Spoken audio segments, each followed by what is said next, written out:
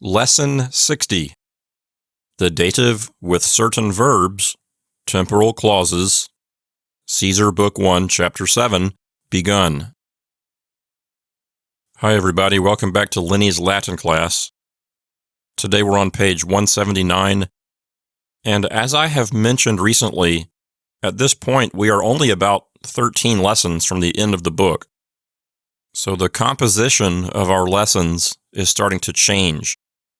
These days, the grammar presentation part of the lesson is often review. It's often looking at things we've learned piecemeal over time and grouping them together into big review sections. Also, every lesson from here to the end of the book has a reading from Caesar's Gallic Wars. So instead of new grammar material and no reading from Caesar's Gallic Wars, at this point in the book, we have lots of review grammar, and we always have a reading from Caesar's Gallic Wars. So the composition of each lesson is starting to change, and we see that here in this lesson because this lesson involves a review of the dative case. We've covered the dative case many times, talking about how it can indicate the indirect object, how it can work with dative with compound verbs. We've talked many times about the verb persuadeo, what it means when a verb is intransitive and how that can generate a dative. So we've talked about this quite a bit. Nevertheless, we're going to review it here in Lesson 60. And also we're going to talk about temporal clauses. For example, a cum temporal, which is cum plus the indicative. So let's jump in and take a look at section 470, and let's review the dative case. So here in section 470, we have a review of several different ways to use the dative case. One way, that's number one here, with transitive verbs in connection with the direct object. Remember that in a sentence, the indirect object is the party that is benefiting or receiving. Benefiting or receiving, okay? So we have a sample sentence here, Belgae Gallis Victoriam nuntiat. Subject is Belgae. Nuntiant is the verb. They are announcing. Victoriam is the direct object. So the Belgians are announcing victory. And then we have Gallis. That's dative plural. That's the indirect object. So the Belgians are announcing the direct object to the indirect object. That's the structure here. The Gauls are the ones receiving the news of the victory. So they are the indirect object.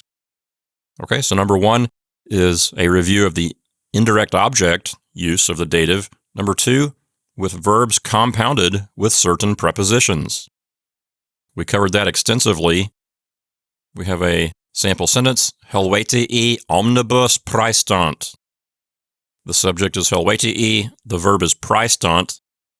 That's the verb praesto, which literally means to stand in front of. Prae means before, as in front of.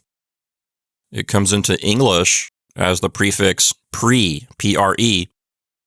Somehow the letter A goes away, and instead of prae, it's pre in English. As when you preheat your oven or pre-soak your laundry. You don't pry-heat your oven. There's no A there. It's preheat. So literally, praestant means to stand before, but its extended or figurative meaning is to surpass. And who do they surpass?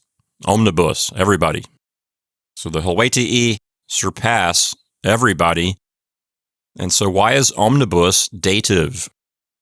The authors of the book tell us that it's because praestant is a compound verb.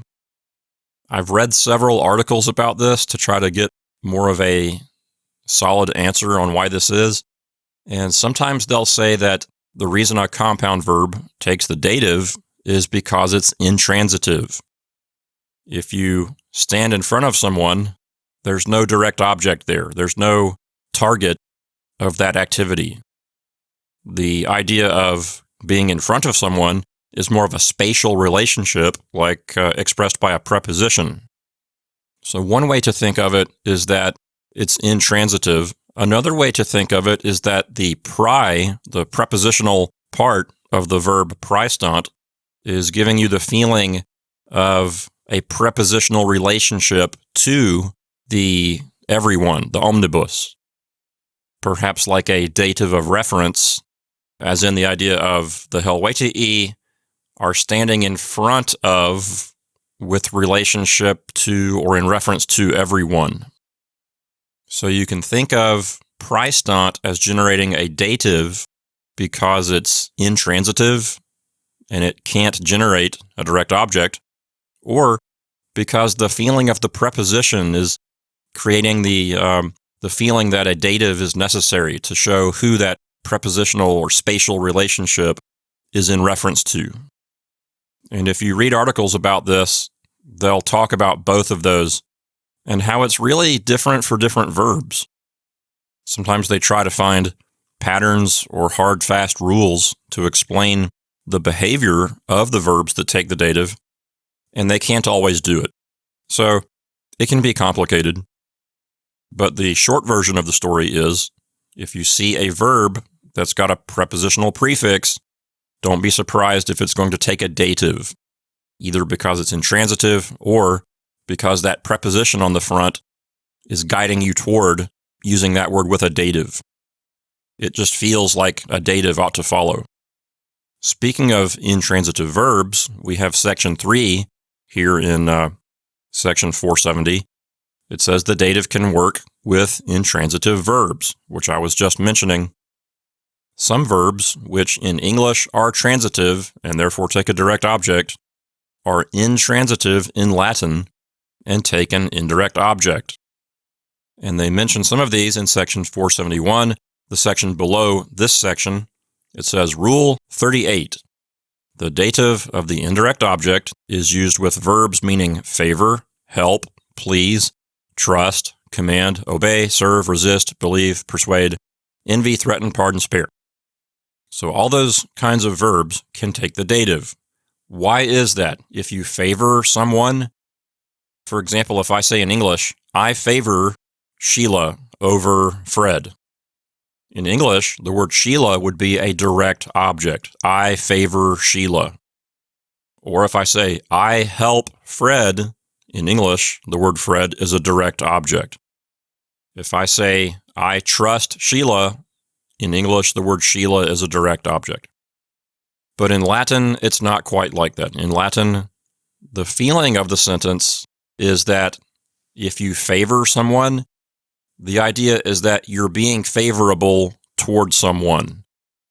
If you help someone, the idea is that you are bringing help to someone.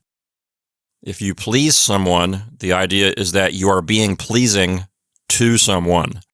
If you trust someone, the idea is that you are being trustful toward someone or believing in someone.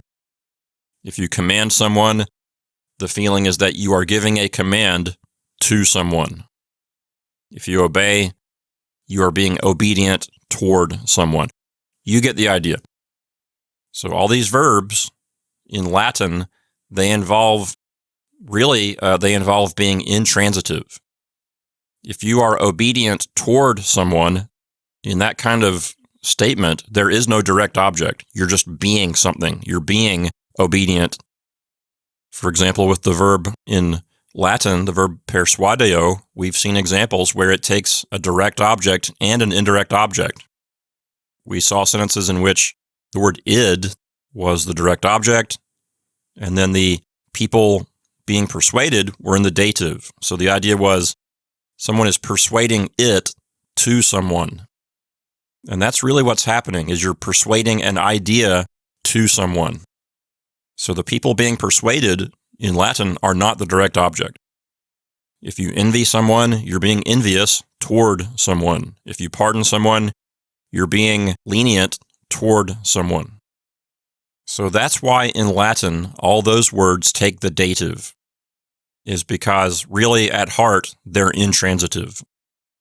In example sentence 1, finitimis persuadent, they are persuading the neighbors in the sense that they are persuading some idea to the neighbors. So the neighbors are the recipient of some idea or some plan.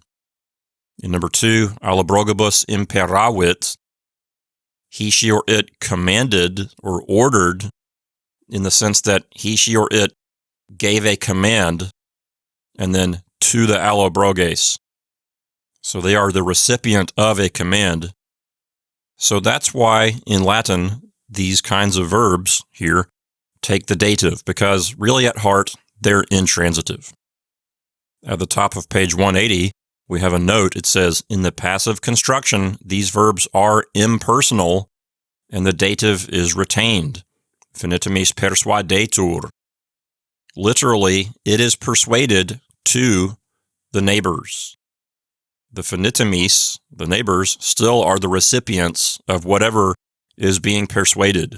There's still some idea, plan, thing that is being persuaded to the neighbors, even if it's passive. Let's move on now to section 472, and let's look at temporal clauses. The word temporal in English means time-related. It's related to the Latin noun tempus, from the third declension, and the genitive singular form is temporis. As I've mentioned many times, in English, when we have derivative words that come from Latin third declension nouns, most of the time the form we get in English is the genitive stem form, not the nominative form. So the genitive is temporis, the genitive stem is tempor, and so that chunk of letters, that's the series of letters that we get in our English words, like temporal, temporary, and so forth. So temporal clauses are clauses that deal with time. So number 1 here says cum. They point us back to section 369, and what they're talking about there is cum clauses that really are cum circumstantial because they have a subjunctive verb. If you go back to section 369, you'll see clauses with cum plus a subjunctive, which to me is not a cum temporal. So really, I don't know why they're saying that cum plus the subjunctive is a temporal clause. The way I was taught, cum plus the subjunctive can only be circumstantial, causal, or concessive, but cum plus the indicative is a temporal clause, a cum temporal. In number 2, we have words like postquam, ubi, ut, simul. Simul atque means at the same time. And all those words can just take an indicative verb. As in the example sentence here, ubi dies venit, when the day came, legati reverterunt. The envoys or the ambassadors returned. So that's just ubi, which means when, plus an indicative verb. Not much to see here. Moving on to number 3, we have dum, which means while. They have a sentence really with mixed tenses. Dum haec geruntur. Haec is a neuter plural form of hic haec hoc, so it means these things. It's neuter because it's just inanimate, impersonal objects, meaning these things, like these events.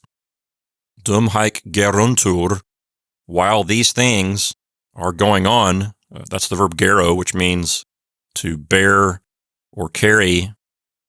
In the passive, it can mean like to happen or something like that. And then legatus pervenit. Pervenit is perfect tense. So that's saying the lieutenant arrived. So in the first part of the sentence, you have present tense, then you have perfect tense in the second part of the sentence. And what they're saying here is indicative historical present, that the first part of the sentence is historical present, talking about past events with a present tense. In number 4, dum donec quoad, as long as, plus the indicative. That's not too difficult. Number 5, dum donec quoad, meaning until. If it's saying until an actual event, you'll get an indicative verb. If it's saying until some expected event, to help communicate that uncertainty, the verb will be in the subjunctive. We have a sample sentence here.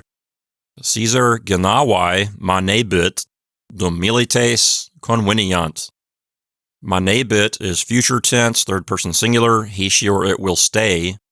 And genawai is a locative. So Caesar will stay at Geneva. And then dum means until. Milites is the subject. And conveniant is a subjunctive verb. You could say Caesar will stay at Geneva until the soldiers should assemble. In English, you could throw in the word should to try to help communicate that uncertainty.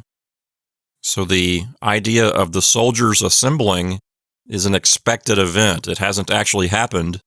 It's just something that should happen or ought to happen or is planned to happen.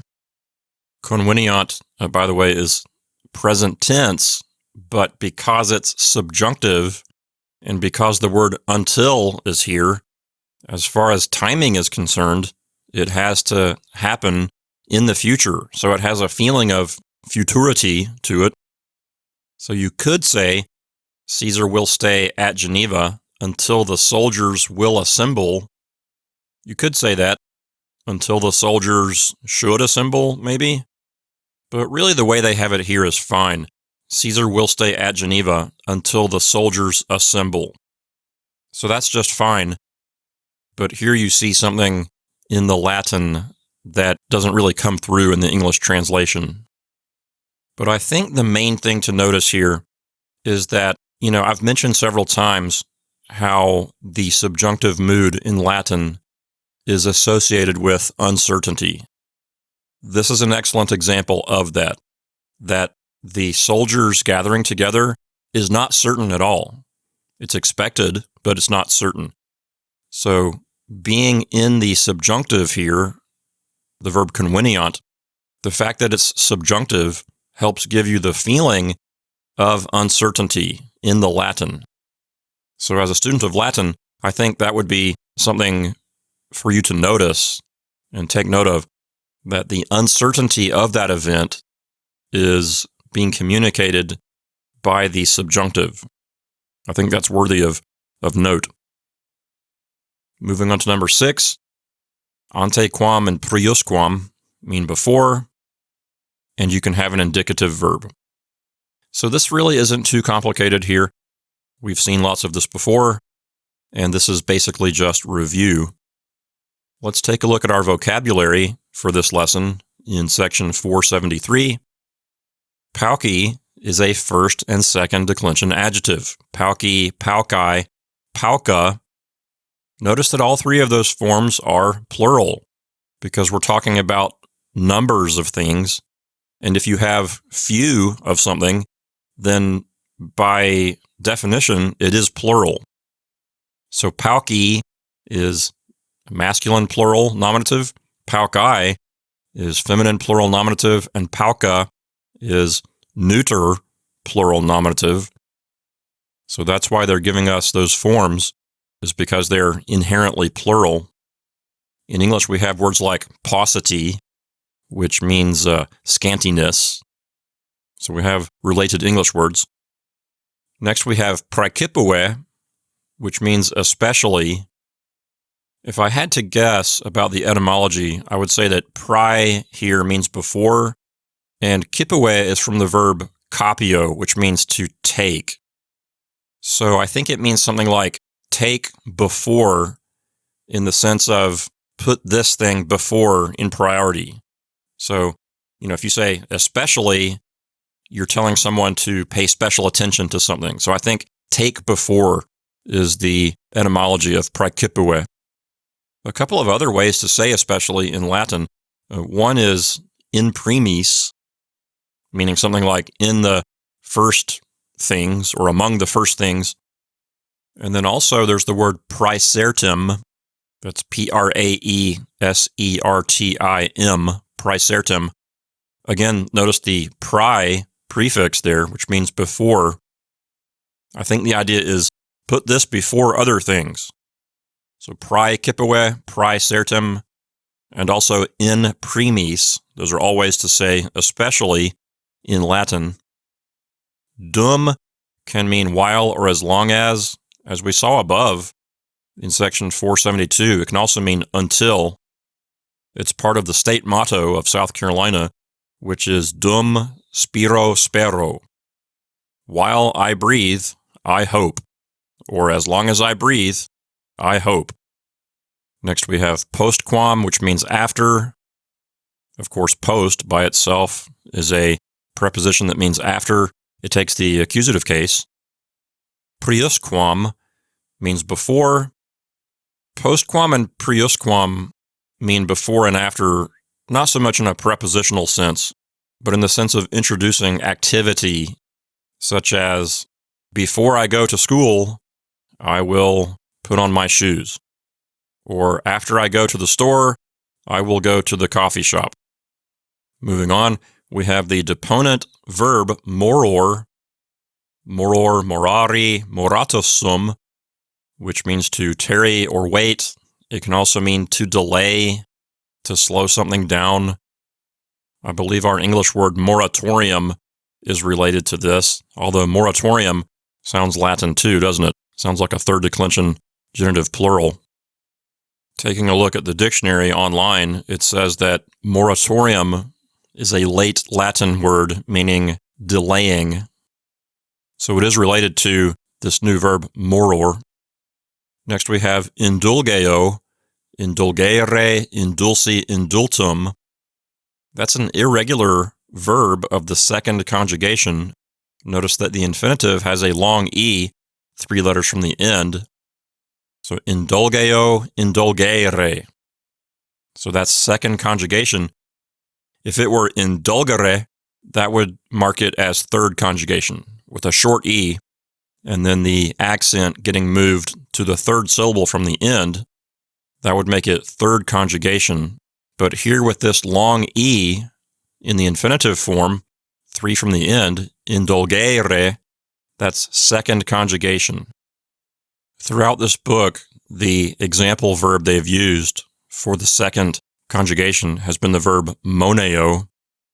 So if you think about the verb moneo for a minute, moneo, monere, monui, monetum, that is very regular and it sticks to the same stem, the M-O-N. But with a verb like indulgeo, in the perfect tense, you get indulsi. So where does that S come from? Indulsi. So what this means is you have to memorize the 4 principal parts by rote. Next we have nosco, noscere, novi, notum. We have English words that are related to this verb, like cognizant. If you say, I am cognizant of the problem, that means that I'm aware of it. Also, there's an almost identical verb in Greek. From that word, we get words like diagnosis. And so this root word here is present in several English words, either from the Latin or from the Greek. Next, we have resisto, resistere, restiti. That's a compound verb. It's the prefix re, which means back or again, and the verb sto, which means stand. So sto, stare, stati, statum. In the perfect tense, that E in stati changes to an I, so we get restiti. That's called vowel gradation. Sometimes when you see a verb compounded with a prefix, you'll see that first vowel change to a different quality.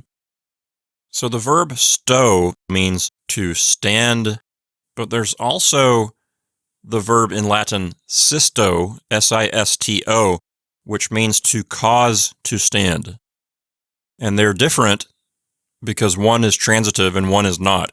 If I say, I stand in the corner, that's not transitive. I can't stand anyone. It's not something you do to someone. It's just like the verb swim. I swim. You don't swim anything or anyone. It's just an intransitive verb. But if you cause to stand, like if I say, hey, why don't you take that lamp and stand it over there? Now that's the word stand, but now it's transitive because it's something you're doing to something. So this verb resisto, it's re plus sto, but not just the intransitive form of sto, the transitive form sisto. So it's got the idea of standing something back. I'm not sure how good a job that was of explaining the etymology, but what I'm trying to do here is just get you to imagine how the different parts of the word add up. Instead of just saying, hey, memorize this verb, I'm trying to break it down for you a bit and sort of pull the curtain back a bit and let you see how the word is built. And so the meaning here is withstand or resist. Of course, our English word resist is directly related to this. Imagine for a moment if you are a dog and your owner wants to take you for a walk. And your owner says, okay, let's go for a walk. But you, the dog, you stand back and you stay put in one spot. If you do that, you're resisting. So that's the idea of resisto, is you are taking a stand back somewhere. Okay, let's move on to section 474. That's our translation exercises for this particular lesson. Go ahead and turn off the recording and do all the exercises. And when you're done, turn the recording back on and we'll go over them together. Okay, hopefully by now you've completed your homework here in section 474. Let's go over these exercises together, starting with number 1. Number 1 says, provinciae toti, quam maximum numerum militum imperat. We've talked a bit about the difference between two common verbs of commanding. One common verb of commanding is eubeo, the four principal parts, eubeo, eubere, iusi, iusum. That's where we get our English word jussive. If you say something is a jussive subjunctive, that means it's the kind of subjunctive that issues a command.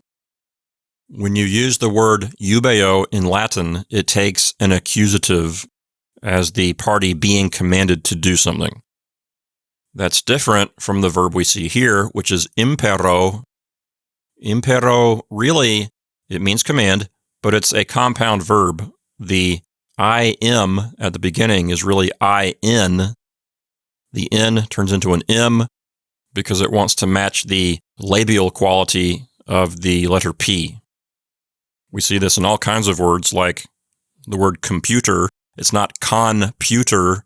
The N turns into an M and you get computer. And the word composition, it's not composition. The N in con turns into an M and you get composition. So whenever you have that con before a root word that starts with a P, the N turns into an M. So impero, the etymology is not fully clear. The etymology is supposed to be in plus paro. So paro can mean many things like prepare, arrange, provide. It has a pretty broad range of meanings. And one of those meanings is to put things in order or to contrive or make something. So the etymology isn't really fully clear, but it's got something to do with arranging something upon someone. And somehow over time in Latin, that came to mean ordering or commanding. So really, it is a compound verb. And so that, to me, as far as my understanding of Latin, that is the reason why it takes the dative. So when you impero someone, the person you're commanding is in the dative. When you eubeo someone, the person that you're commanding, it goes into the accusative case. So a little bit of a syntactical difference there in the way that those two different verbs are deployed in a Latin sentence. Here with impero, we see it taking the dative case, that's provinciae toti. So imperat is third person singular. It means he, she, or it commands, he, she, or it orders. It's present tense. And then provinciae is dative singular. That's the recipient of the commanding. So imperat and provinciae together say, he commands the province, or he orders the province. in the sense of he gives a command to the province, or he gives an order to the province. Provinciae in the dative is being modified by a naughty 9 adjective. That's totus, tota, totum. Remember that a naughty 9 adjective, for all three singular genders in the dative, it just gets a long I as the ending. In the genitive, it's got IUS for all three genders. In the dative, it's just got an I for all three genders. So toti is a naughty 9 dative singular feminine. So provinciae toti, both of those are dative singular, and it means the entire province. So imperat provinciae toti, those three words will say this: he orders, or he commands, the entire province. Next we have quam plus a superlative. Remember that when you have quam plus a superlative, it means the most possible, or the greatest possible, or the whatever the superlative is, it's whatever possible is of that. So maximum means greatest here. And so quam maximum together is an idiom that says something like the greatest possible. And the numerum means number, so it's the greatest possible number. And militum is genitive plural of the noun miles, the third declension noun that means soldier. So it says the greatest possible number of soldiers. So literally, he commands or orders the entire province the greatest possible number of soldiers. We have an important footnote here. The footnote says levies upon. And what this means, when someone levies someone, that means a levy of troops. That means that someone is demanding that certain groups of people supply soldiers for war. It is a draft. You're drafting people into military service. It is a troop levy. So Julius Caesar is saying to the tribes, the different Gallic tribes in the province, that is the Roman province, he's saying, hey, you have to supply troops for this military conflict. So it's a troop mobilization, it's a call-up of troops, it's a draft, something like that. So the best translation for number one is, he levies upon the entire province the greatest possible number of soldiers. Again, quam maximum numerum says the greatest possible number. Number two is next. Prima acies hostibus resistet. We've talked a few times about the different words for army. Acies means army, and also agmen means army. We've talked about how acies means an army lined up for battle on the battlefield. We've also talked about how agmen is an army in the sense of an army in a marching formation, marching along. Perhaps a troop column, a column of troops marching down a road. Maybe there's 4 soldiers across in each row, maybe 5, maybe 6, who knows. So an agmen is a formation of soldiers marching along. So it's an army in the sense of soldiers marching. Acies here is an army in the sense of soldiers lined up, getting ready to fight a battle. So we could also translate acies as a battle line. So we could translate prima acies as the first battle line, like the first rank of soldiers, the first row. And resistet is the verb that's future tense of the verb resisto, which means to withstand or resist. So we could say the first battle line will withstand. We could say that.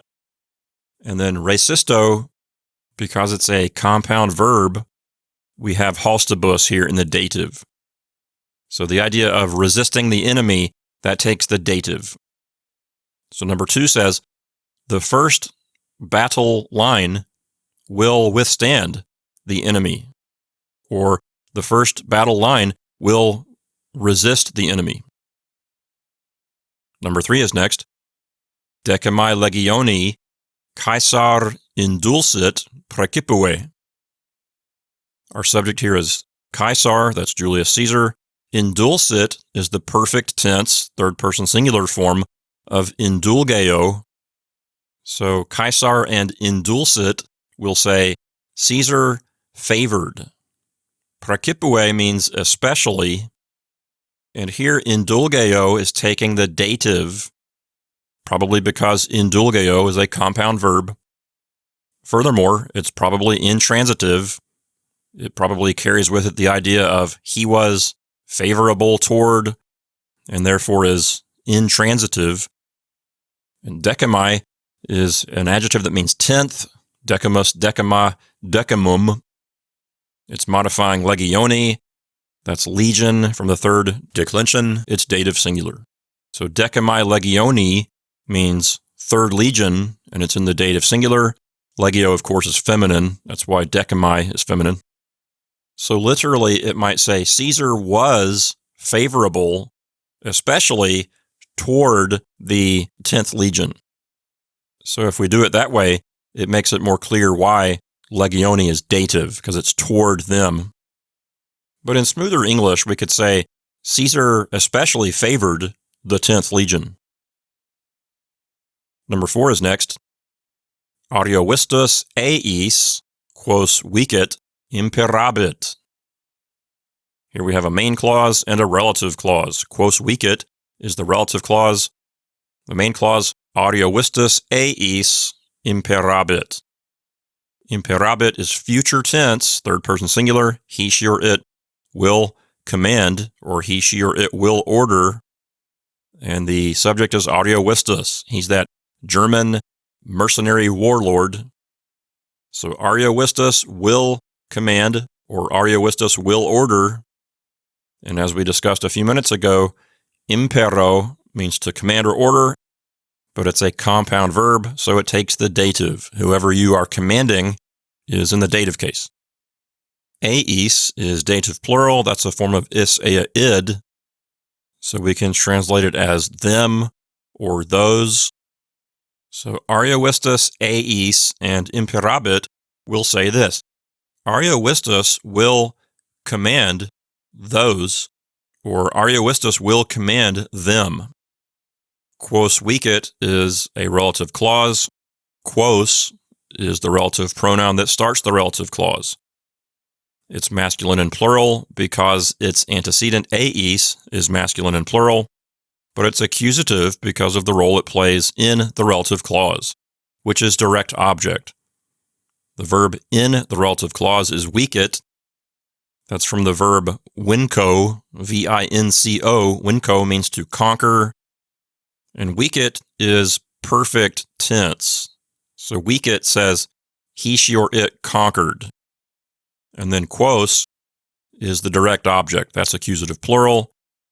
Those are the people whom he conquered.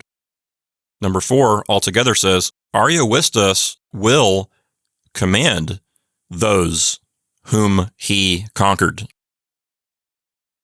Number 5 is next. Postquam id vidit, copias suas, Caesar in proximum colim duxit. We have a temporal clause at first here, postquam id vidit, that says after he saw it. Vidit is a perfect tense of the verb video. Id is the direct object. Postquam means after. So after he saw it, now we have the main clause.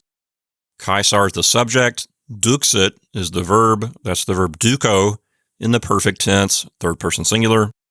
So Caesar led copias suas, his own troops. So after he saw it, Caesar led his own troops. And then we have in proximum colim. Colim is the third declension noun colis, which means hill. Proximum means nearest or next. And then in is taking the accusative here, so it means something like into or toward. So number 5 says, after he saw it, Caesar led his troops toward the next hill, or to the nearest hill. Number 6 is next. Non expectare statuit dum in provinciam Helvetii pervenirent. Statuit is the verb. We don't have an explicitly stated subject. So statuit means he, she, or it decided or determined or established. And then expectare means to wait. That's an infinitive. It's talking about Julius Caesar. So the idea is he decided not to wait. And what did he decide not to wait for, or what were the circumstances? The next part of the sentence tells us. Dum means until, and then we have the subjunctive verb pervenirent. That's pervenio. Ordinarily, we translate pervenio as arrive. So we could say until the Helvetii arrived. Helvetii, that's the subject. And then in provinciam says into the province. So literally, we could say he decided not to wait until the Helvetii arrived into the province. But that sounds a little bit weird in English, so we could simply translate pervenirent as come, or, well, it's past tense, so we can say came. So number 6 says something like, he decided not to wait until the Helvetii came into the province. If you look back at section 472, part 5, you'll see a note there. Note 5 says, dum donec quoad means until, and then it says subjunctive to denote an expected event. So that's what we have here in exercise 6. He decided not to wait until the expected event of the Helvetii coming into the province. That's the feeling of it. Number 7 is next. Dum paucos dies frumenti causa moratur, de Germanis certior factus est. We have a time clause as our first part of the sentence. That is a temporal clause. Dum means while, and then moratur is one of our new words for this lesson. That's a deponent verb that means to wait, tarry, delay. Causa here in the ablative, we can translate that as for the sake of, and then frumenti is genitive, that means of grain. So it reads like this: while he is delaying for the sake of grain, or while he is waiting for the sake of grain. And then paucos dies is accusative of extent of time. Paucos means a few, and then dies means days. That's accusative plural from the 5th declension. So since paucos and dies are accusative of extent of time, we'll say this: while he is waiting for a few days for the sake of grain, or while he is waiting a few days for the sake of grain. Keep in mind that moratur is present tense. So while this present tense thing is going on, factus est, that's a perfect tense verb of fio, that's the passive system for facio, right? Certior factus est, he was made more certain. That's a Latin idiom that means to be informed. He was informed de Germanis concerning the Germans. This sentence is very much like the one we saw in section 472, temporal clauses. Section 3, we have an example sentence there. It says indicative historical present. Geruntur is present tense, acting as a historical present, then pervenit is perfect. So number 7, our current exercise, is just like that. Moratur is present, acting as a historical present. And then on top of that, you get this perfect tense, factus est. So we could translate moratur as being in the past to make it sound better, or we could keep it in the present to make it a true historical present. It sounds a little funny to mix the tenses like that, but that's really what's happening here. So it reads like this: while he is waiting a few days for the sake of grain, he was informed concerning the Germans, or he was informed about the Germans. Again, we have historical present for muratur, and then a perfect tense verb with factus est, like the exercise I mentioned a moment ago. Number 8 is next. Priusquam de domnorige statueret duiciacum ad se vocat. More tense mixing going on here. Vocat is present tense. Statueret is imperfect subjunctive. So priusquam through statueret is a temporal clause. Before he decided concerning Dumnorix. That's what that says. Priusquam means before. De domnorige says concerning Dumnorix. Domnorige is ablative singular. And statueret is imperfect subjunctive of the verb statuo, which means to determine, to decide, to establish, things like that. So before he decided concerning Dumnorix, or before he determined concerning Dumnorix or about Dumnorix, now we switch to present tense. He calls, that's vocat, he calls duiciacum, that's duiciacus, ad se, to himself. So this is talking about Julius Caesar. Se is a reflexive pronoun in the accusative. Before he decided about Dumnorix, he summons or calls duiciacus to himself. You can translate vocat here as summon, because when you call someone to yourself, you're summoning them. Again, vocat is present tense because it's historical present.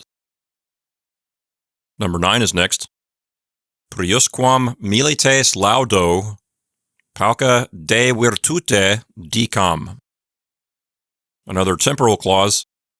Priusquam says before. Milites says soldiers. That's accusative plural.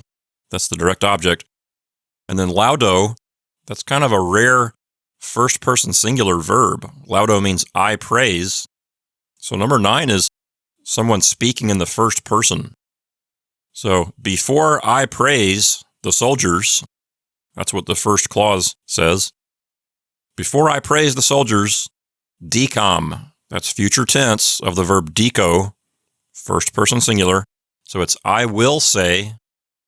And pauca is a substantive. It's neuter plural.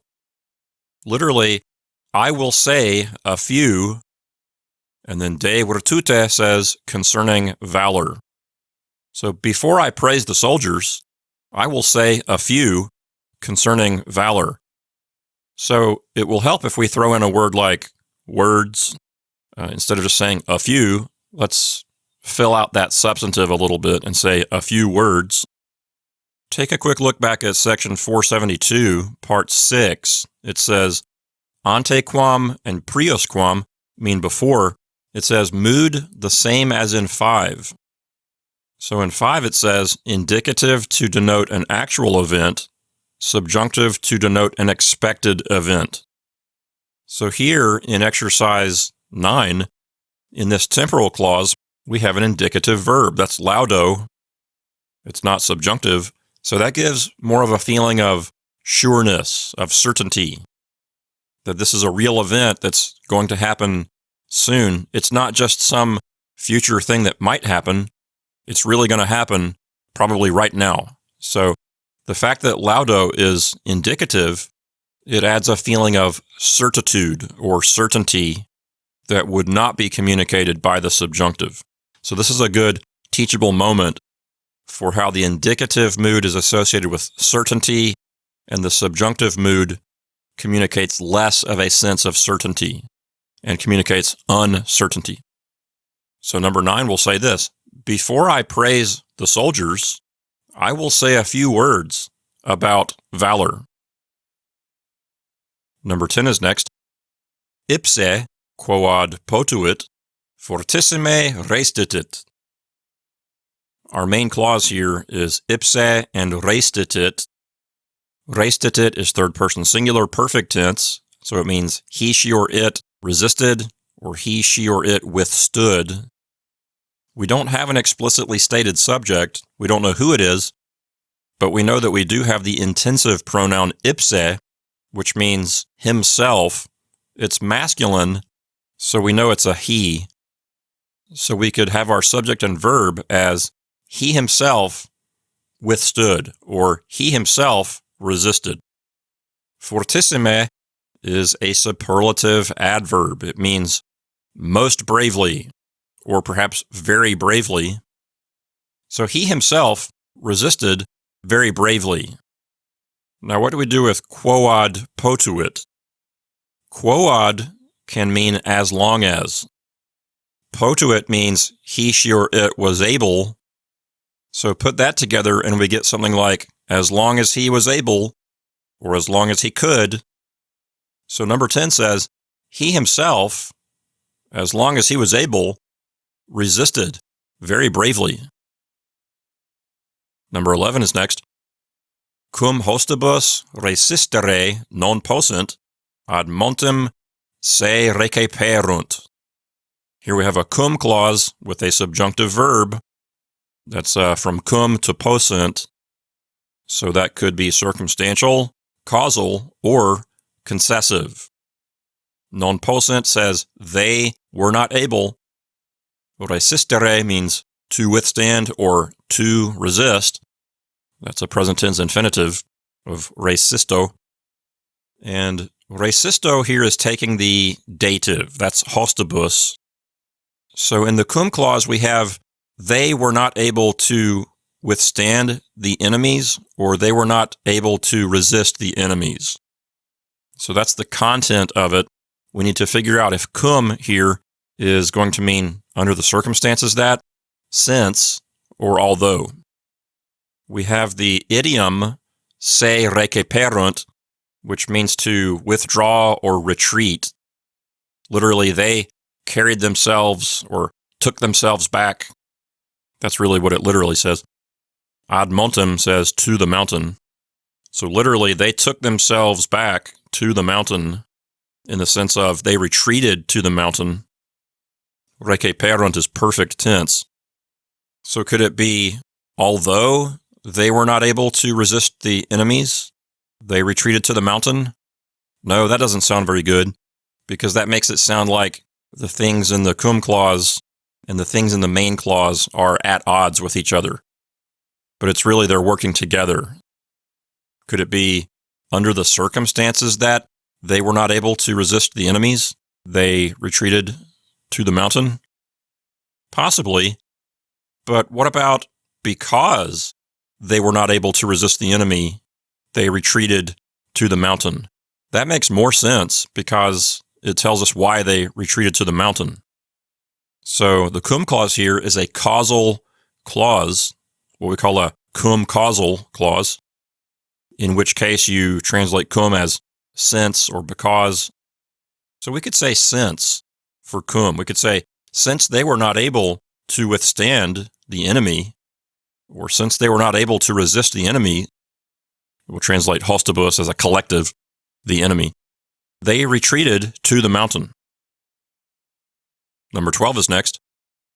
Hostes notis omnibus vadis, ubi nostros ad flumen euntes viderunt, celeriter impetum fecerunt. Our subject here is hostes.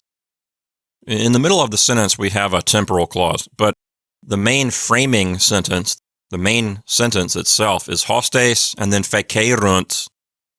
The enemies made, or the enemies did. Fecerunt is perfect tense. And impetum is accusative, that's the direct object. So the enemies made an attack. And celeriter means quickly or swiftly. So our main clause here says, the enemies made an attack swiftly.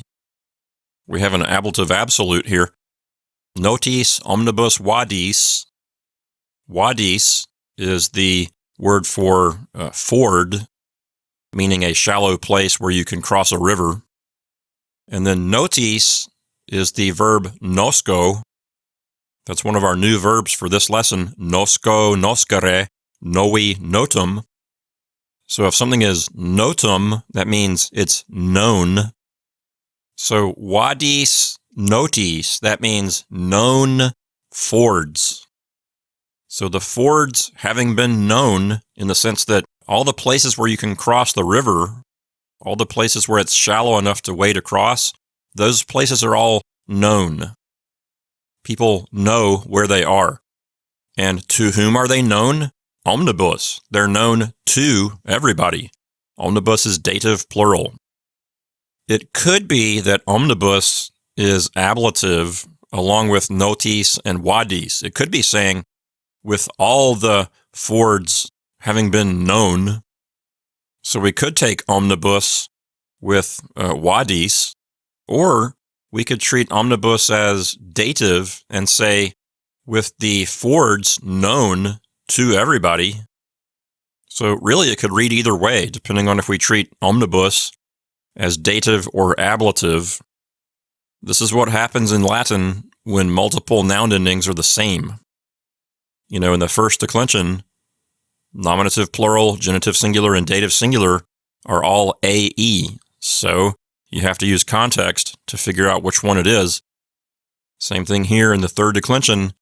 IBUS is the plural ending for both dative and ablative. So it leaves a little bit of a mystery here.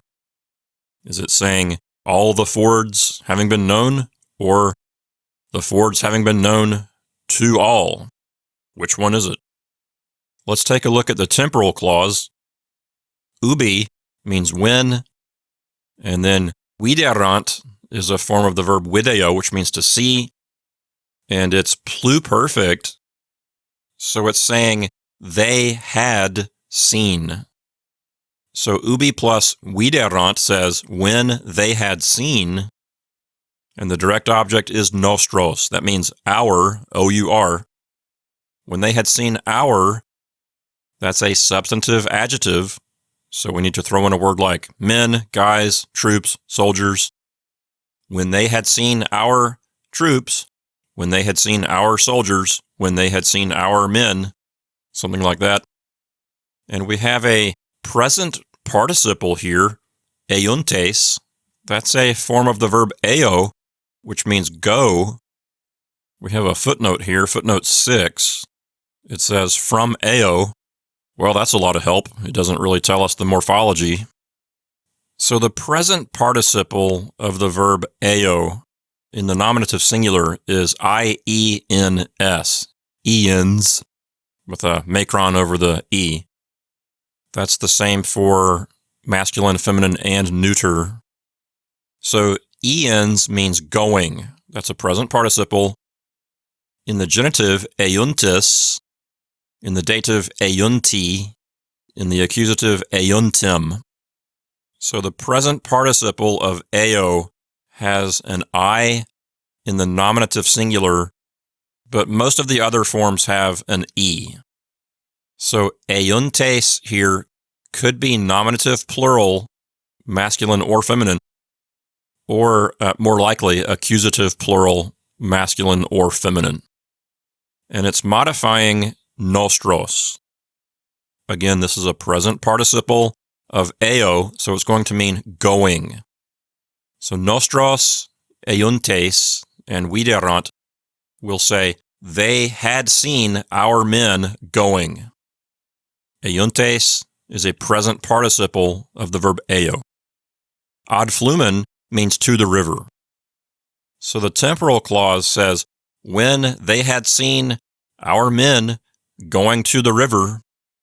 So to put it all together, we could translate number 12 something like this, maybe moving the order around a little bit. We could say, the fords having been known to everybody, when they had seen our men going to the river, the enemies swiftly made an attack. So that word order is an attempt to try to group things together a little bit better in English. Again, the first few words of the sentence could say, the enemies, with the fords being known, or the fords having been known to everyone, Or it could say, with all the Fords having been known. Omnibus could be dative or ablative. I really don't know which one it is. Also, we can translate the word hostes as a collective, the enemy. So the Fords, having been known to everyone, when they had seen our men going to the river, the enemy swiftly made an attack. The English there is pretty clunky. Nevertheless, it does communicate what the Latin is saying. Let's move on now to section 476. That's our Caesar passage for this lesson. It's the first part of chapter 7 of book 1. Things are starting to come to a head here as the Helvetii ask permission to go across the river into Roman territory. Spoiler alert, things don't turn out very well. So let's jump in here to section 476. You may want to try it on your own before we go over it together, if you think that will benefit you. Or you can just go through it with me, either way.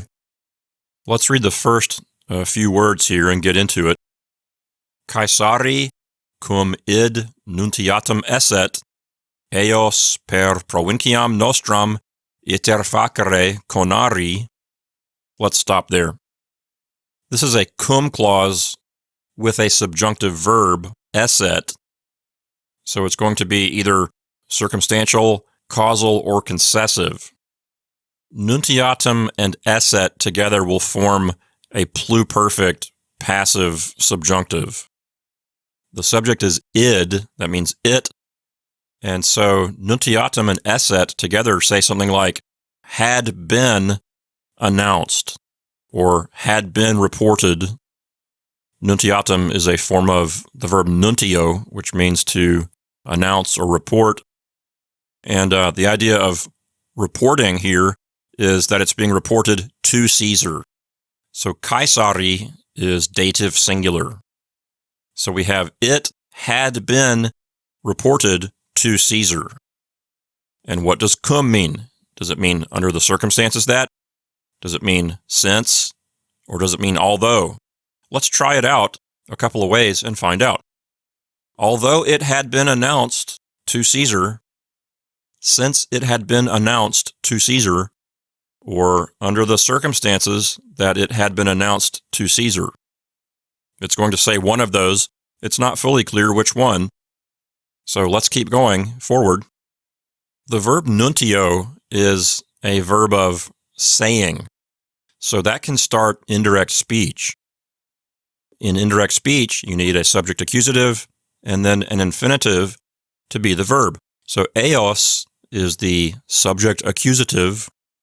That's a form of id, accusative plural. And then the verb is conari. That's the verb conor, which means to try. Within this part of the sentence, the main verb is nuntiatum esset.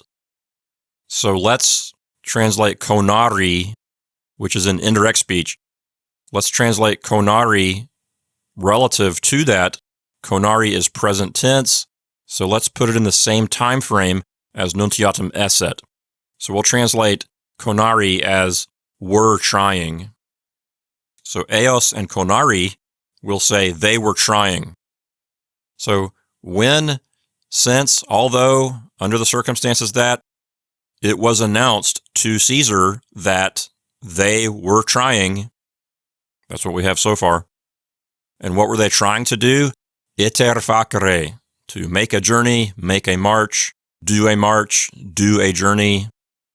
Per provinciam nostram says through our province. That's not too hard. So what we have so far would say, under the circumstances that, since, although it had been announced to Caesar that they were trying to journey through our province, and we're still not fully sure how to translate cum. Maybe it will become clear later after we get more context. Back to the present tense with maturat. That's the verb maturo, which means to hurry. It's third person singular. Again, that's present tense. The authors of the book would describe this to us as historical present. using the present tense to communicate past events in a more vivid way. So maturat says he hastens or he hurries, and then ab urbe says from the city. And in Latin, when you say from the city, you mean from Rome. How did Caesar get back to Rome? I don't know, but apparently he's at Rome, and he has to hurry to Gaul. And really, we have a complementary infinitive with maturat. We have profaciski. That's the infinitive of profaciscor, which means to depart or set out. So that's present tense infinitive. Along with maturat, it will say something like, he hastens to set out, or he hastens to depart. Ab urbe, from the city, meaning Rome. Apparently, Caesar had to return to Rome for some reason, and now he's got to get back to Gaul quickly so he can take control of the situation. Let's keep going. Next we have et quam maximis potest itineribus in Galliam ulteriorem contendit. Contendit is present tense. We're still continuing on in historical present. Contendo means to strive, fight, or hasten. Here it probably means hasten.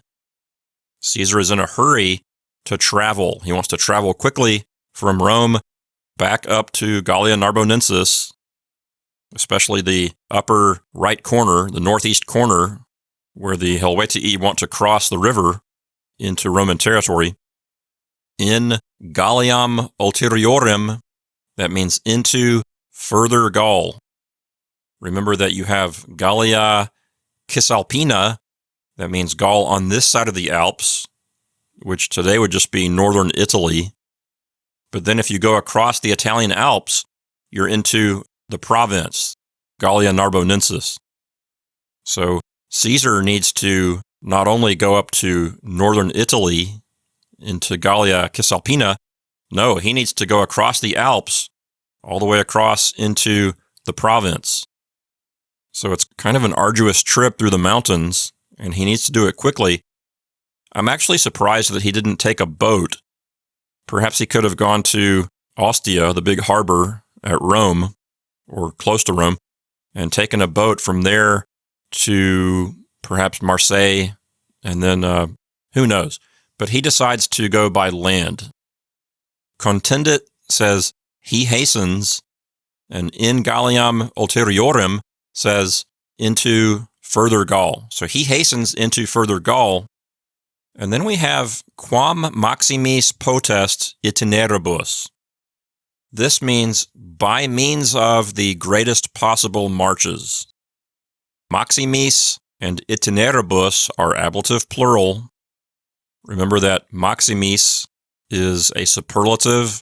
Maximus, maxima, maximum. It means greatest. And when you have quam plus a superlative, it means as blank as possible. So quam maximis here means by means of the greatest possible marches. Then when you throw in potest, it adds in the idea of what he was able to do. So in English, we might say, by means of the greatest possible marches that he could, or by means of the greatest possible marches that were possible. That's what's being communicated. Really, it's present tense, so we might be more accurate to say, by means of the greatest possible marches that he can. By great marches, the idea is sometimes what people refer to as a forced march, meaning that you're marching more than what's comfortable. You know, in a given day, soldiers can march a certain amount, and then they need to rest. They need to take a break. They need to rest their feet. They need to camp. But if you're really in a hurry, you might make people march more than what they're used to, more than what's comfortable, more than what's reasonable. And so that's what's called a forced march, when you just keep pushing it and pushing it and pushing it to march somewhere as quickly as you can. So maximis itineribus, greatest marches, that has the idea of forced marches, marches that are more than what's comfortable. So they're just really trying to march there as quickly as they possibly can. I'm guessing that Julius Caesar would be on horseback. So this part says, and he hastens into further Gaul by means of the greatest possible marches that he can. Next we have ad genawam pervenit. Pervenit is present tense. We're still in historical present. That's per plus venio.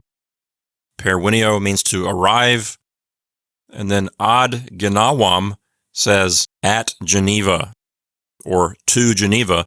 So the idea is he arrives at Geneva. There's no telling how long it took for him to get there, but he had to get there quickly. So he was probably on horseback for many hours a day to rush up to that area. So now we need to circle back to our cum clause that started out the reading, and we need to figure out what kind of cum clause it is. So in the cum clause, we have Caesar finding out that the Helvetii want to take a shortcut through the province. And then in the main clause, we have him hurrying from the city. So how will we translate cum? Will it be circumstantial, causal, or concessive? Will we say, although Caesar found out about their shortcut, he set out from the city in a hurry? No, that doesn't make any sense because it sounds like those two things are working against each other. So that's not a concessive clause. What about causal? Because Caesar found out about the shortcut, he set out from the city. Well, that's actually pretty good. Could it be circumstantial? Under the circumstances that he found out that they wanted to take a shortcut through the province, he set out from the city. That actually sounds pretty good too. So this could be causal, or it could be circumstantial. If you look at an English translation of this particular section of Caesar's Gallic Wars, it'll probably say when. When Caesar found out, he hurried from the city. And it's really not all that bad a translation. You know, I've been trying to steer you away from translating cum clauses with the subjunctive as when, because it's better if it's a cum circumstantial clause, it's better to say under the circumstances that. But sometimes when you translate it as when, that can make it sound like it's, circumstantial. What you don't want is to translate it as when in such a way that it makes it sound like some kind of temporal relationship that is not there. So let's call this a cum circumstantial clause, and we'll translate it as under the circumstances that, or you can also do when, and that'll be just fine. So when it had been reported to Caesar that they were trying to journey through our province, he hurries to set out from the city. Moving along, we have provinciae toti quam maximum potest militium numerum imperat. Let's stop there. This is very similar to one of our exercises. So we've already covered this material. We have imperat, which means he commands. Impero takes the dative case. When you command someone with impero, the people being commanded are in the dative. Probably because impero is a compound verb. So provinciae and toti, that says the entire province. That means the whole area of Gallia Narbonensis, or the whole area of Provincia. Remember, we translated imperat here as levy troops. So he levies the entire province. And we have quam maximum, that's going to mean the greatest possible. And then numerum says number. So literally, he commands the entire province, the greatest number of soldiers. Militum is genitive plural. And then throwing in potest, it gives the idea of the greatest number that he can, or the greatest number that is possible. In English, we would say the greatest possible number, something like that. And that's what's being communicated here. So a good English translation would be, he levies upon the entire province the greatest number of troops that is possible. Or he levies upon the entire province as great a number of soldiers as possible. Moving on to the part in parentheses, erat omnino in Gallia ulteriore legio una. So Julius Caesar issues an enormous call-up of troops from the province. Why does he do that? Because they didn't have many troops there. He says, erat omnino in Gallia ulteriore legio una. Legio una says one legion. Remember that the word legio is feminine, as are most nouns of the third declension that end in io. So erat coming first, we can translate as there was. So erat plus legio and una will say there was one legion. Omnino means altogether or in all, and then in Gallia ulteriore means in farther Gaul. So in farther Gaul means the part of Gaul on the other side of the Alps. So there was altogether in farther Gaul, that is Gallia on the other side of the Alps, there was altogether one legion. What does this mean? It means that in Caesar's mind, one legion was not enough to handle this problem. They say that a fully staffed legion at this time in history was comprised of about 5,000 men, but if it was understaffed, it could have less, maybe 4,000 or 3,000. So the number of Helvetii, he told us a while ago that the number was enormous, maybe 110,000 people.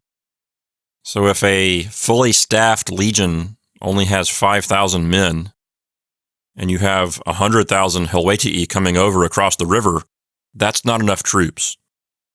So faced with an enormous influx of people from Helvetia, that's why Caesar does a call-up of troops, a levy of troops of the greatest number possible. He's saying, hey, people, give me as many soldiers as you possibly can. We have a huge problem.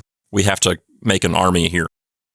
So it has the feeling of really an emergency. This is really, in Caesar's mind, I believe it's an emergency. And he's really resorting to drastic measures here. Rushing to Gaul, calling up the greatest number of soldiers possible. This is really a huge event for him, seeing as how he is the proconsul of this Roman province. So he's got to deal with this. Next we have pontem qui erat ad genawam iubet rescendi. We've talked about the difference between these two common verbs of commanding. We have impero, which takes the dative, and then we have iubeo, which takes the accusative. So here we really have both of them in a very short span. On line 2, well, really line 6 as the numbering system goes, we have imperat, and now on this line, line 7, we have iubet. So iubet says he commands or he orders, and that's a third person singular present tense. Then we have an accusative plus infinitive construction. Pontem is the subject accusative. Okay, so he orders the bridge, and then rescendi is a passive infinitive, literally to be cut back. So the verb scendo means to cut or tear or break. And with the prefix re on the front, it has the idea of being cut back, torn back, broken back, torn again. So the idea is that they're breaking down the bridge. They're cutting it down. So let's translate it as this. He commands the bridge to be cut down. That's a good way to say it. And we have a relative clause, qui erat ad genawam. Qui is the relative pronoun starting the relative clause. It's masculine and singular because its antecedent pontem is masculine and singular. but it's nominative because of the role it plays in the relative clause. Pontem is accusative, but qui is nominative because in the relative clause it's the subject. Qui erat ad Genawam, which was at Geneva. He commands the bridge, which was at Geneva, to be cut down. Moving along, ubi de eos adventu, helvetii certiores facti sunt. Let's stop there. This is a temporal clause with ubi, meaning when. The subject is helvetii. The idea is they were informed, and so we have certiores and facti sunt. Facti sunt is perfect tense. Notice that the participle facti is plural to match helvetii. So helvetii and facti sunt says the helvetii were made, or the helvetii became. And then certiores is a comparative adjective that means more certain. So the helvetii became more certain, or the helvetii were made more certain. That's literally what it says. But in English, we can say the helvetii were informed.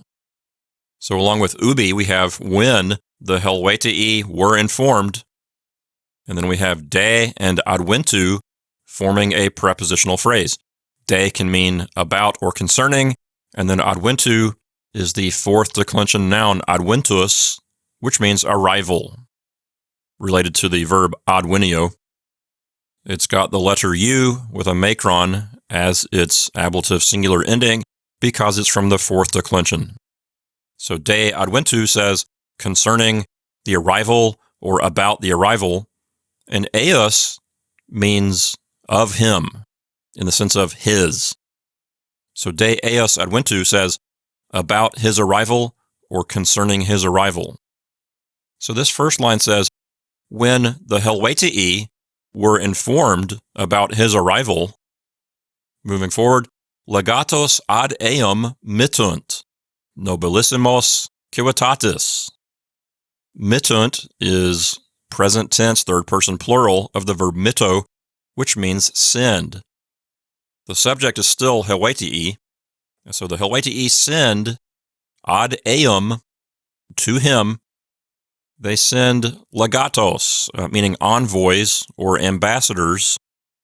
And then nobilissimos is a superlative adjective modifying legatos. It means the most noble, meaning the most aristocratic, the most high-ranking as far as social rank goes. These are not just low-ranking men at the bottom of the social, the social food chain. These are aristocratic men, landowning men, people perhaps at the top of the government.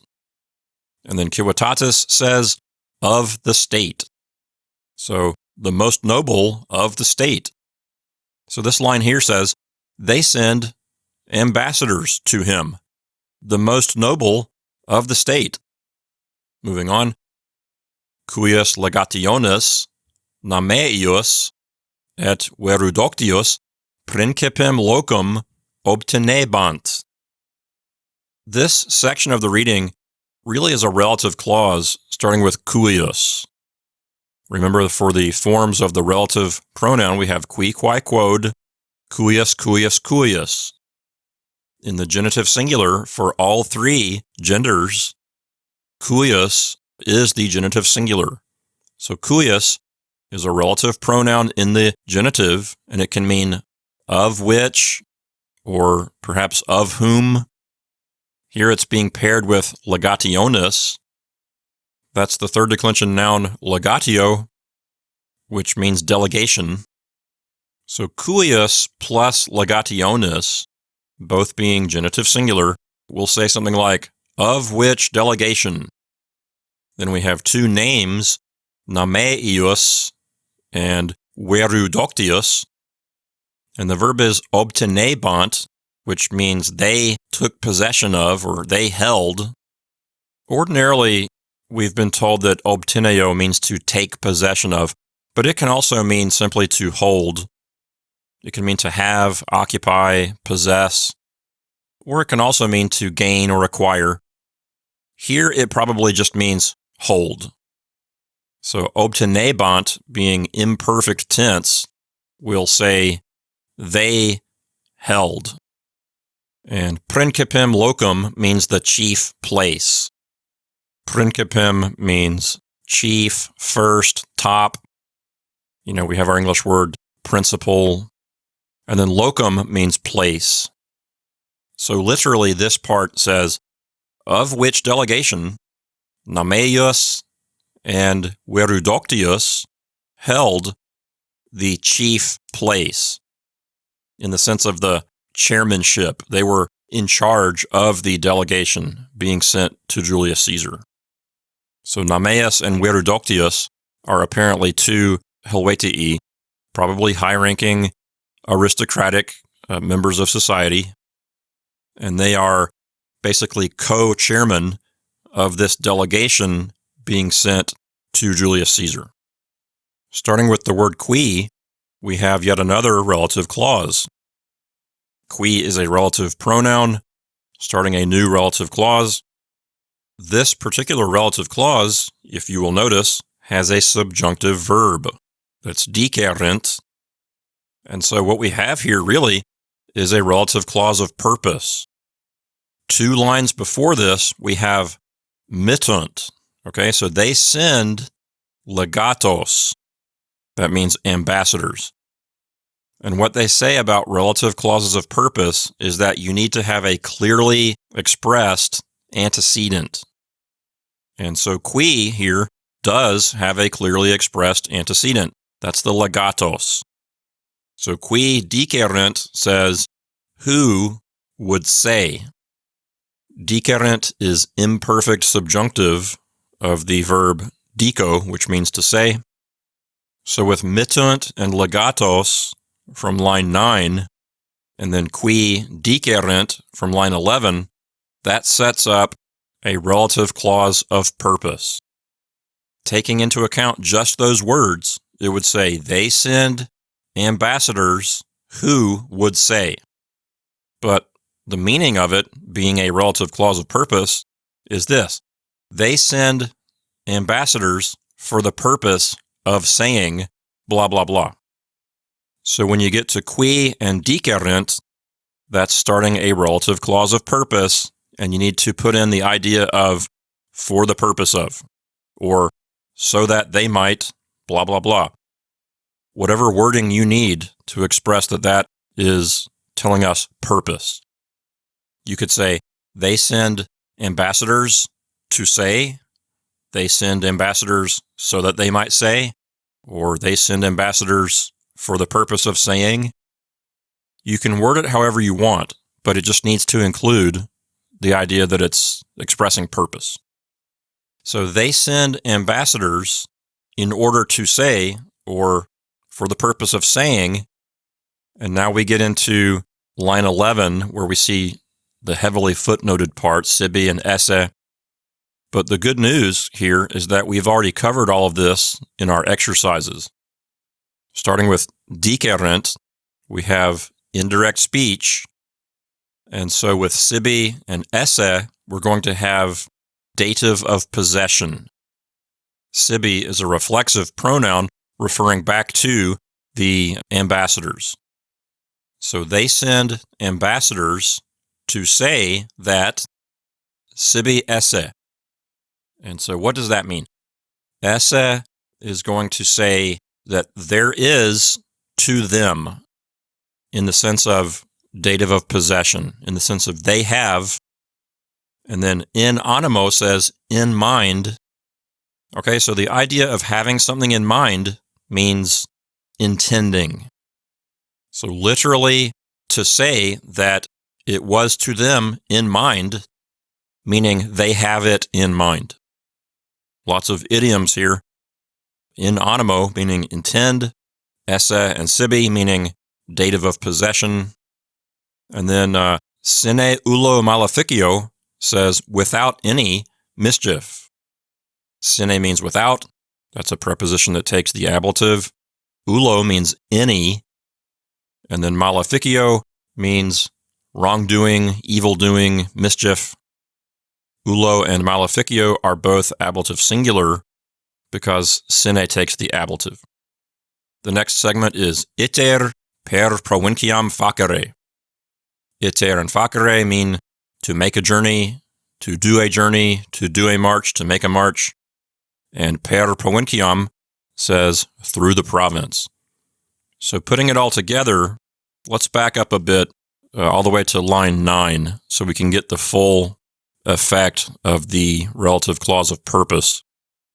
They, meaning the Helvetii, they send ambassadors to him, the most noble of the state, of which delegation Nameius and Verodoctius held the chief place, to say that they had it in mind to make a journey through the province without any mischief. You could translate iter facere as to make a journey, to make a march, or you could just say to march through the province. It doesn't matter how you translate it. Moving on, we have propterea quod aliud iter haberent nullum. By itself, propterea means something like on account of. If you look it up in the dictionary, it will say things like because or therefore. But here we see it along with quod. Propterea and quod together can be translated as on account of the fact that. The word propterea probably started out as propter, which means on account of, plus ea, a neuter plural. In fact, the dictionary actually says that on account of these things. But over time, through frequent use, it just got mashed into one word, propterea. So here we have a causal clause. It's telling us why something happened. So propterea quod says on account of the fact that. And then haberent is imperfect subjunctive. It means they had. And then iter is the direct object of haberent. So, on account of the fact that they had a root, but iter is being modified by aliud and nullum. So aliud means other, nullum means no. By the way, those are both naughty 9 adjectives. So this section says, on account of the fact that they had no other root. We recently learned that in a causal clause, the verb can be subjunctive if the information is coming from someone else or is being quoted from someone else. They said it's indicative if the knowledge is based on the author's own knowledge. So here, haberent could be subjunctive because all this material is being quoted from the point of view of the Helvetii. This isn't necessarily Julius Caesar's view. This is being expressed by the Helvetii. So therefore, haberent is subjunctive.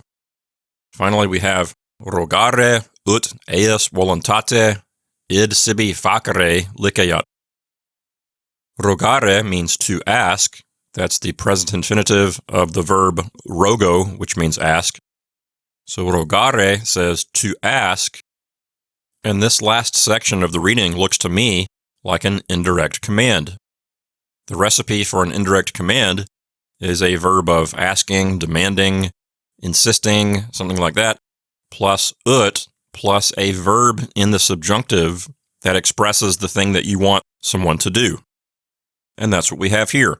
We have rogare, which means to ask, then we have ut, then we have liceat, which is subjunctive. That's just licet. It is permitted, it is allowed, except it's subjunctive. So rogare, ut, and liceat will say this, to ask that it be permitted, or to ask that it be allowed. Remember that licet is one of our impersonal verbs that we learned recently.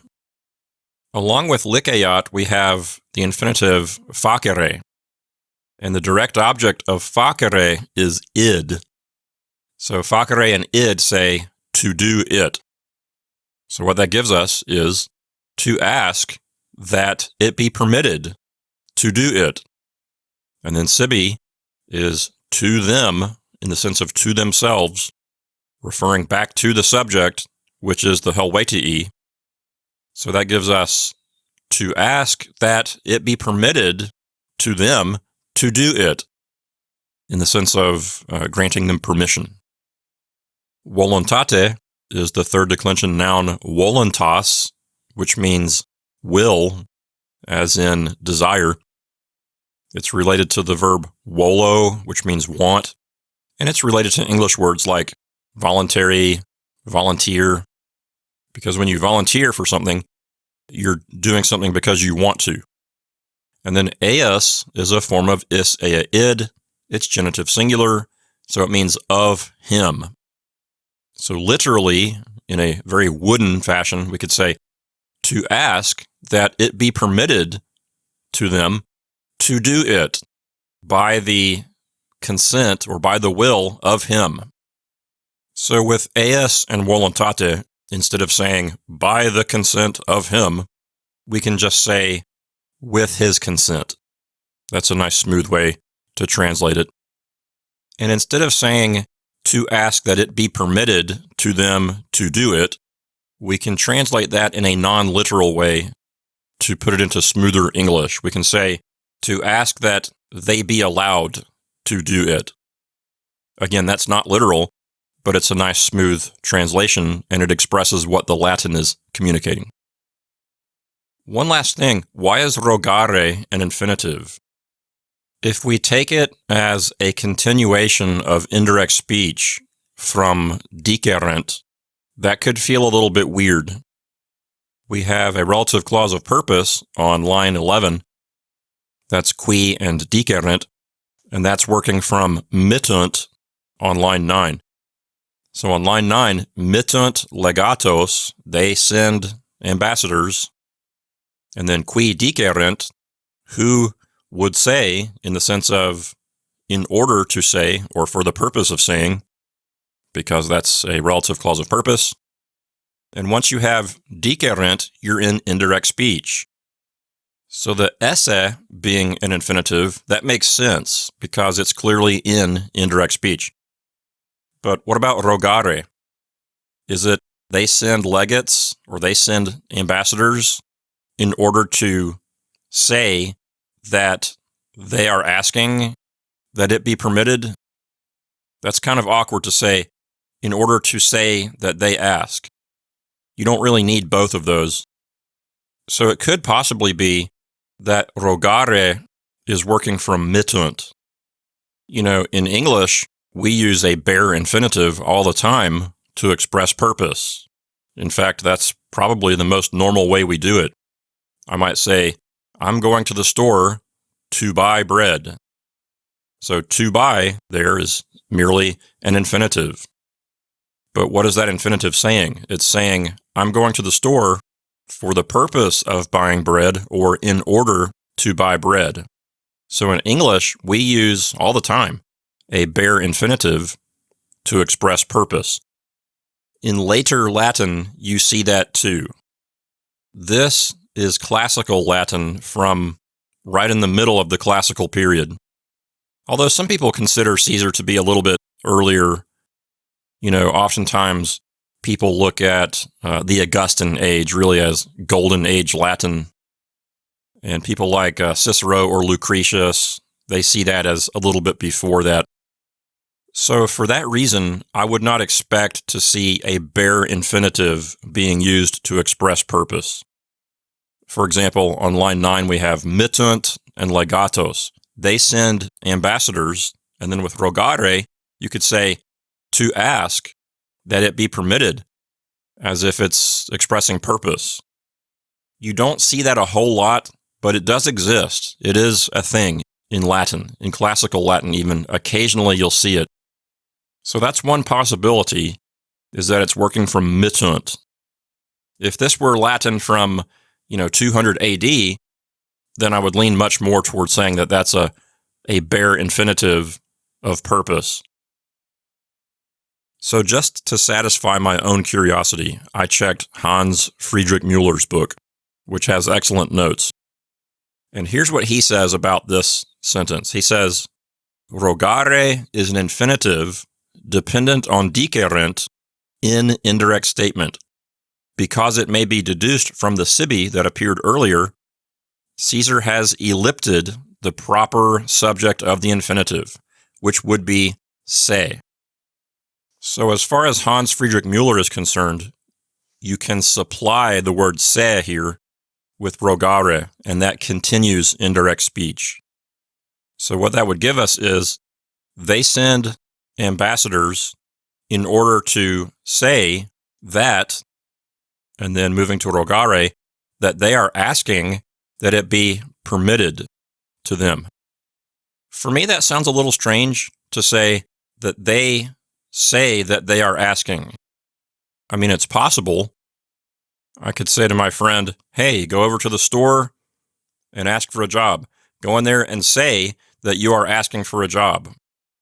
That's a little awkward, a little repetitive, because the saying and the asking, really, you're duplicating the same thing and saying the same thing twice and repeating yourself, just like I just did.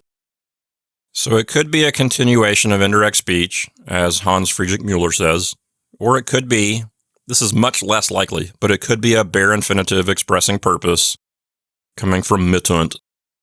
I admit that's probably not it, but it's just a possibility. Also, Hans Friedrich Müller points out that the reason haberent is subjunctive earlier on that same line is because it is a subordinate clause in indirect speech. So that rule is more of an advanced thing. You don't hear about it all that much. But in Latin, if you have indirect speech, if you have some indirect discourse, and then within that indirect discourse, there's some kind of subordinate clause, that subordinate clause is supposed to have a subjunctive verb. Not really to communicate uncertainty, but just because of the rules of Latin grammar. So for proptere quod iliud iter haberent nullum, you could say that that verb is subjunctive because it's in a causal clause repeating information from someone else other than the author. Or you could say it's a subordinate clause within indirect speech and therefore must have a subjunctive verb. Either one of those explanations could explain why haberent is subjunctive. And if we take Hans Friedrich Müller's advice, that gives us, working from dequerent, something like this. In order to say that they are asking that it be permitted. So that's how we can string those parts together. Okay, I think we've beat this dead horse long enough. That brings us to the end of yet another episode of Lenny's Latin class. Thanks for listening, and we'll see you again next time in Lesson 61.